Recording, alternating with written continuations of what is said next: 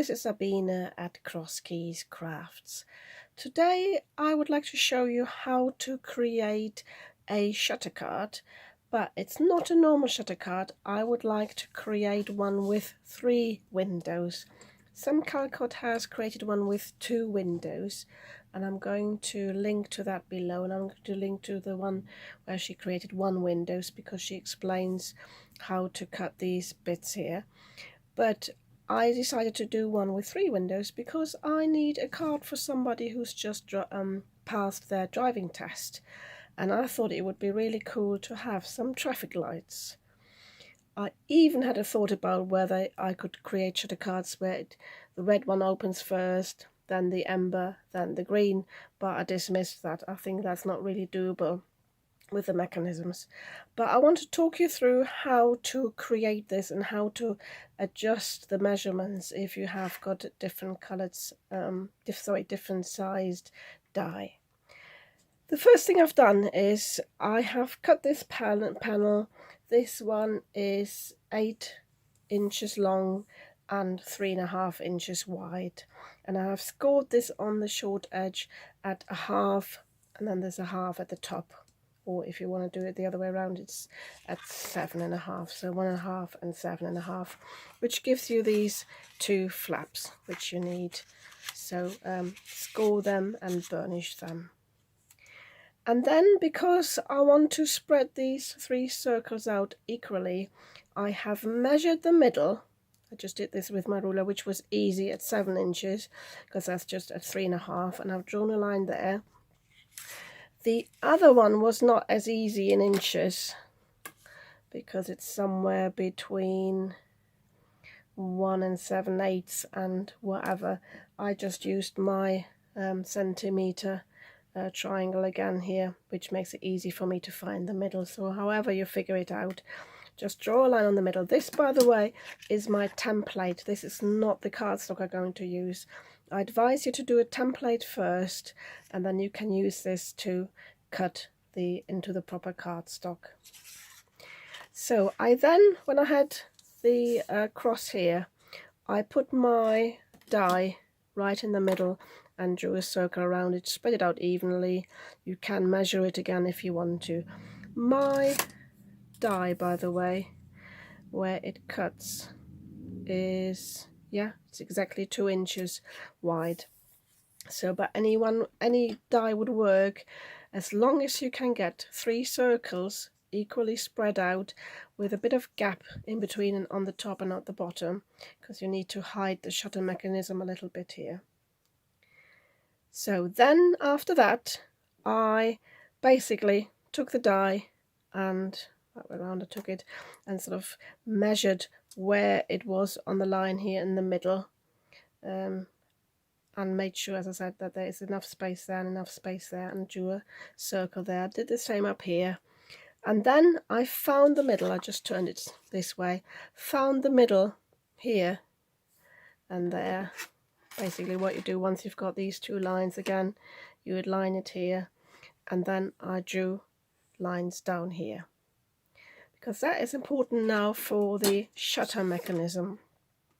You need 2 of these pieces, and they are 3 3/4 wide. Let me show you before you cut it.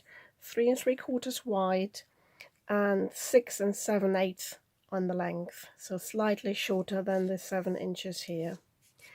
And you score this again at 1/2 because you need the flap, and you need 2 of these pieces. And as you can see, I already marked mine top here and top here, because the last thing I want to do, just in case this one and this one, you have different gaps here, you don't want to have it upside down and then the mechanism not matching where you go. So what I've done with this piece is show you on the blank. I have basically lined this up here because it is a bit shorter. Make sure you space it equally on, sorry, my finger was in the way, equally here on the score lines. I have actually marked the score lines for you so they're easier to see. And I'm using this template that came with a magazine recently. Oh, I thought I had put it here, but I left it in the other room, so I'm going to link to that below. It was a crafting magazine that had these templates and stamps in by Sam Calcott. I'll tell you what, I'll just pause this and find it for you. So it's this magazine here, the Creative Stamping Magazine, issue 117. That came with lots of lovely stamps, and it also had a few templates in it. So this is the shutter template. If you don't have that, you can still cut this, and in the video that I'm going to link to below, Sam Calcott describes how to basically make that yourself. So what I did then here is I extended the lines onto my template, onto my other piece of cardstock. This, by the way, is just very thin cardstock. You could even use paper because it allows you to cut through afterwards. And again, I noticed earlier, if you've got your card wonky on the table, you think you might be going out, so it's actually better to align it with your grid, and then it doesn't feel so wonky. So I shall be doing that there. So you just extend these lines that you've drawn through just a little bit here, so you know where the middle is. So, and then you take the template. By the way, just for the video, I'm going to enhance the score line here because we need that to get the right width. So this template here has got a cut here that you align on the score line. So you pop this here, make sure it's on the score line, and you want this little tip on that line here, and you just do this here, just draw it here, and the same here, just move it over, make sure the tip is there. And you notice on a normal shutter card you would have this piece extended. When I'm going to cut it, it's going to be shorter, but I think I might be going wrong and have to video this all again, but I think it doesn't matter because my circles, my holes are much smaller, so I think it will still work. Same here.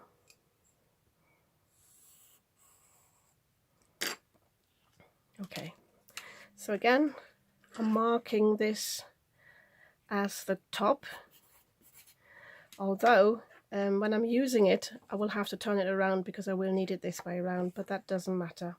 So now I'm going to cut this away as I have done here, and that's all the pieces I need, and then I can start die cutting these, and I'm going to show you in a moment how that works. Okay, I've cut the two pieces in the proper cardstock, so 3 pieces I should say. For these two, I realised you actually only need one template, but it helped anyway to show you how I created the template, because what you can do is you cut it like this, and I just used my scissors. I tried my Fiskars, but these are also good, like some curved nail scissors, especially for the bits here. And then all you need to do when you've cut the one piece is just turn it over.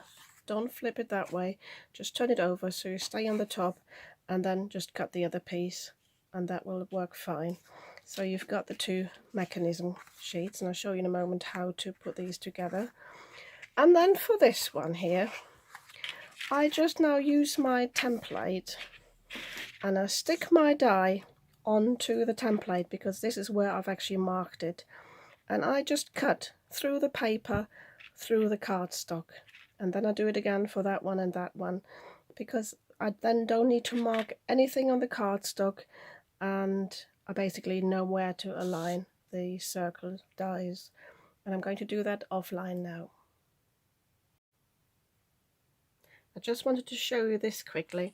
So to make sure that the cardstock underneath doesn't shift, I actually put some low-tack tape around to the back, and that will just keep it in place, and if I've got any residue later on I can easily remove that. And I've also marked on the back top, so again I won't mix it up before I glue it down. And I always try to put the low-tack tape outside the die, so I don't cut through the tape and I can actually reuse it. So I shall do that now and then I'll come back. I now need to sort the decorations for my card. So the first thing I'm going to do is cut the background for the traffic lights. As you can see, there is not a lot of space in between those, so I have to be very precise with the measurements. So I'm just taking my die as it is, and I'm just cutting, using this as a template to cut some, just some squares out of this, or rectangles. And I do that with all 3 of them. I decided to go for this really, it's a bit like a glitter cardstock, but very smooth, because that will just be slightly different. You can also use some patterned cardstock, could be cool, or obviously you could cut just normal cardstock and stamp greetings on these, but I didn't really have any stamps that would work well. So, and in order to make sure that that actually fit, I'm going to just put them on the back like this. Sure they're in the right order. See how close I can get to the edges. Don't worry if you overlap this, because you can just slide the other one underneath. So all I'm going to do now is use a bit of tape and just stick these together so they won't shift when I glue them down. I just hold this together and I'm just going to check from the other side that it works. Yes, there we go. So when I glue these down though, I need to make sure that the gap is correct, so I will use this again as a template. So I will now show you in a second what other decorations I have prepared. For the base of the card, we need a piece that is 10 inches by 7 inches, and you score this at 2.5 and 7.5 and fold and burnish it to basically create a gatefold card that is 5 by 7 inches. A little tip, because I always get this wrong, when you cut this from an A4 piece of cardstock, cut the 7 inches first, because then you're left with this long piece of cardstock, which is over 11 inches, because we can use this for the belly band. I have a tendency to cut it this way first, on the 10 inches, and then I'm basically cutting this down, and then it's never long enough. So a little thing to remember. Also off camera, I have already printed these off. These are just pardon me, UK road signs. I have enlarged them. I'm not feeling guilty about this because I'm not even sure there is copyright on road signs, because they're quite generic. So I just have printed these off on some thicker cardstock. It's about 200 GSM, and I have fussy cut these so I can use these to decorate my card. So we now need to glue all these panels down. Make sure you have properly folded and burnished these edges here. I have put some red tape on these flaps, and I've also put them on the flaps here. I just noticed though, where I had my removable tape for the die cutting, it was a bit sticky, so I'm just using my glue eraser, or you can use your powder tool, anti-static powder tool, just to get rid of that, because we don't want the mechanism to get stuck to any glue residue there. So also make sure you still got the top bit that you marked on the top. So what we need to do now is we take the release paper off the top here, and we just align this in the middle. Again, it's helpful if you've got a grid, just to align it in the middle on the edge there.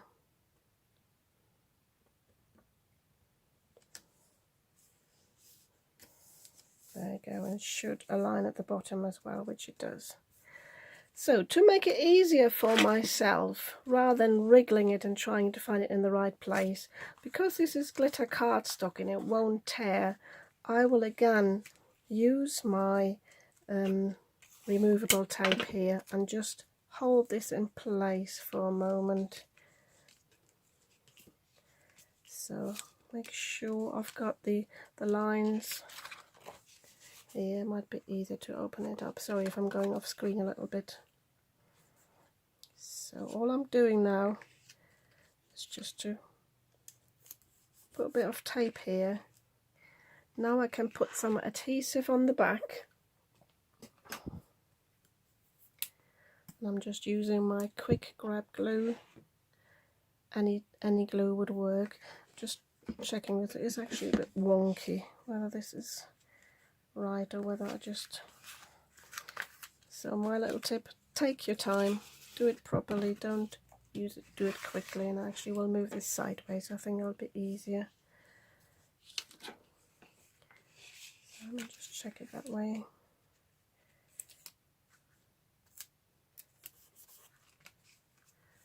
Yeah, that looks better. So, and I especially want to make sure that I've glued down all the edges there as well, but I don't want anything to come out because I don't want any glue to mess up the mechanism. So I'm basically, because I've got a sort of hinge, I can just fold this over now and press it down, and then it should be in the right place and I can remove this easily without any residue. So I can open it again. And there we go. And I will, just to be on the safe side, so making sure nothing gets caught here, I will put 2 pieces of sellotape on either side. Okay, don't do what I just did.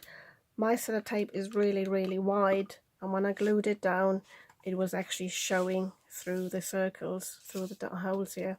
So I had to peel it off, and I actually took off some cardstock. So make sure it's really thin. I just halved it and then it was fine. I might not even need it. So now we need to attach the mechanism. And for the mechanism you basically need to sort of thread this in, fold this in. So the top bit goes over, that second tooth goes under, that one over, and that one under again. I hope you can see this. Let me just hold it like this in the light. So it opens like this. Again, make sure you've got the, yeah, because I've scored it, it should be the right way around. I actually didn't mark these, but let me just check. Yeah, they look okay. So what you need to do though, before you stick these down, you need to adhere the other flap. So just take the release paper off that,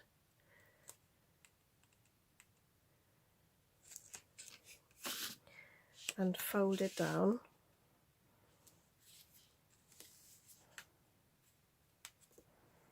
like so. And that's a good thing about using the, and see what I've done, mine's wonky. So don't do what I just did, because I should have checked that the distance on either side is correct. So I'm going to switch the camera off for a moment. I might have to use my heat tool to release the glue, and then I'm coming back. Okay, just want to show you my mess. So I have used my heat tool, so that's always a good tip to release some glue, but obviously the red tape is quite strong. So I've torn my paper here, but that doesn't matter, I can glue this back down. But I actually had to cut this off a bit so it wouldn't tear too much. But it was only then that I just realized, ideally I have to cut this flap down so it doesn't peek through the window.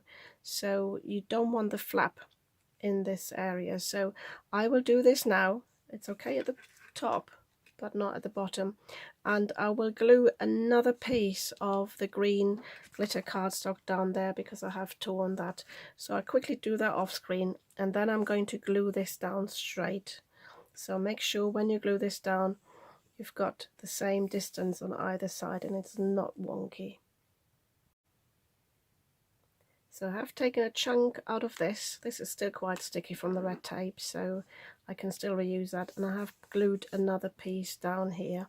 So, and I think the reason why it was wonky is it might not be 100% scored correctly on the top. So if you have got that, just work against the way it wants to fold.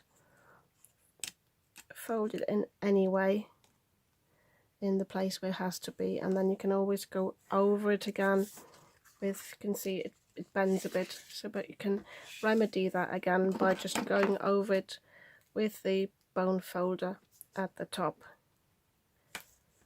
and then that will flatten it out again. Again, just use the bone folder down here.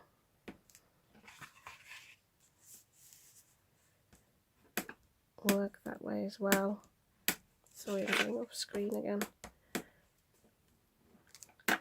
And that should remedy that a bit. It does stand up a little bit, but I'm not too fussed because by the time it's all been pressed down, it should work nicely. So now we need to insert the shutter mechanism. And what you do is with the red tape on the flaps sticking up, just slide this through.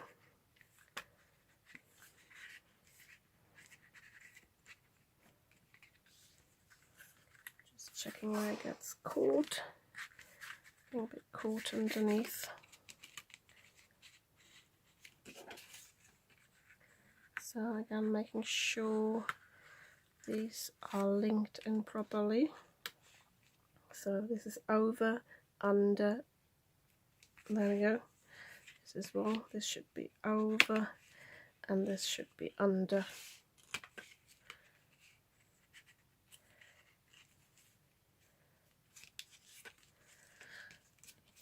It is a bit fiddly. I might have to, again, I was thinking whether I'd glue them together, but I don't think that works. So I think what you can do is just put a piece of paper behind it where it catches. Use that as a guide, and then you can pull that out afterwards. I hope you can see what I'm doing. It is black on black. Yeah, the bottom tooth wants to get caught at the bottom, so I need to make sure I've got something here that avoids that. I might actually slide it in the other way around and see if that is easier. So I have that at the top here at the bottom.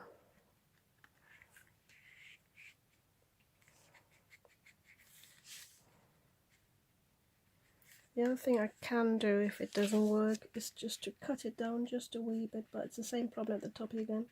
It's just a little bit here. There we go. So once these are in the middle, aligned like this, and now we've got even space on either side, can take the release paper off and just close this shut and just press it down.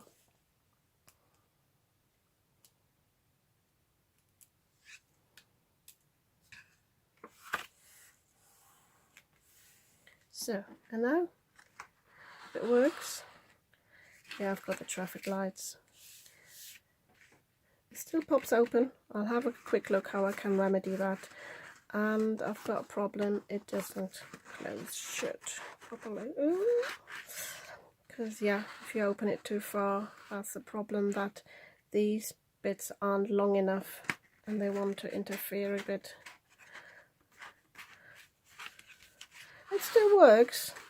I think what happens here, they have to decide whether they're underneath or over each other.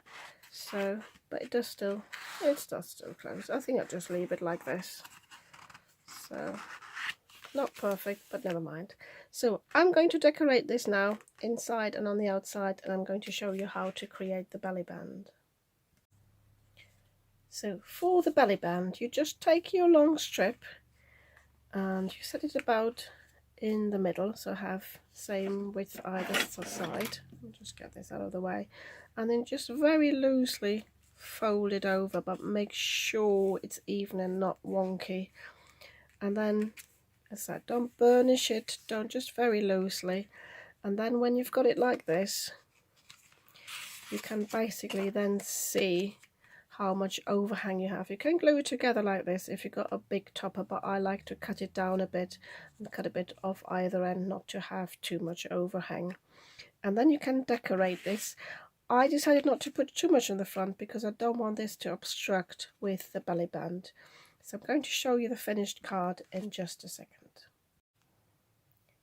Okay, I have decided to put the seam on the back of the card actually, because I wanted to put this well done across, and I've just added 2 of the signs, and then the recipient can just slide this off and open the card like this. Oh, sorry, you couldn't see that there. So I am quite pleased with it, but I've still got a few wonky bits. So one problem obviously that you have got here, which you don't have like in a single shutter card and a double, it does pop up in the middle because you've got nothing that's glued down here. And also it is still tricky to close it. You can close it. The problem is it does catch at the top here, so and at the bottom, and my recommendation is just, and I will put this as a disclaimer at the beginning of the video, to cut these panels a bit shorter so they don't catch too much. Obviously not too short because they need to be hidden behind here, but I think you can be a bit shorter, so I have to wriggle a bit to close it.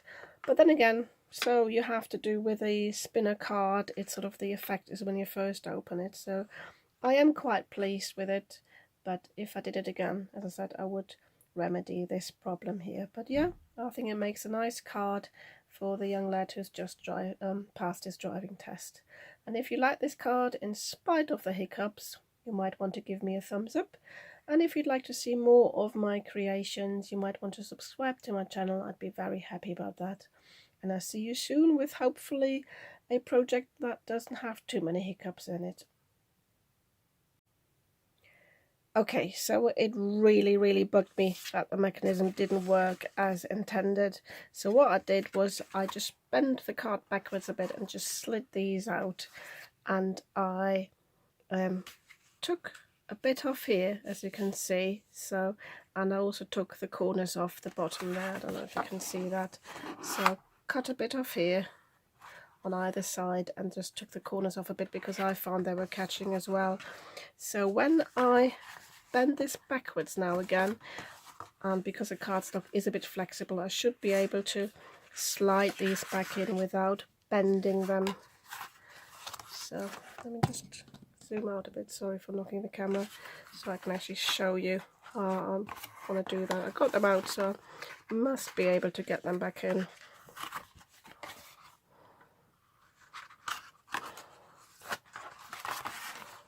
It's so easy on camera when you try to do it quickly. Maybe just try to put a bend in. I don't know how I did it. I got them out, so I must be able to get them back in.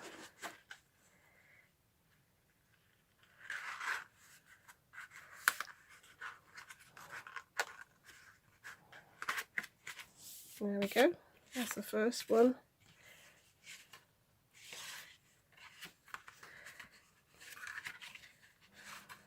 Obviously I'm not quite sure yet whether they overlap the right way around now that I've done this, but I did not want to peel this bit off again.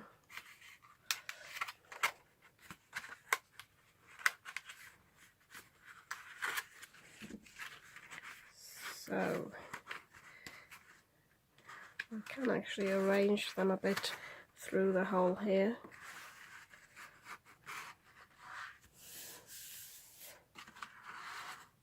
So yeah, and that works so much better. These are a bit curved inwards now, but I'm going to flatten them out. I'm going to put something heavy on the top, and this one works so much more freely now. So that's my advice. Have a wedge at the top, and the bottom. Just take a wedge off, and I'm going to put that in, as I said at the beginning of the video, and then this closes really nicely. Ooh, I'm glad I solved this little problem, and yeah, it's worked out okay now, so I'm definitely more pleased with it. I'll see you soon.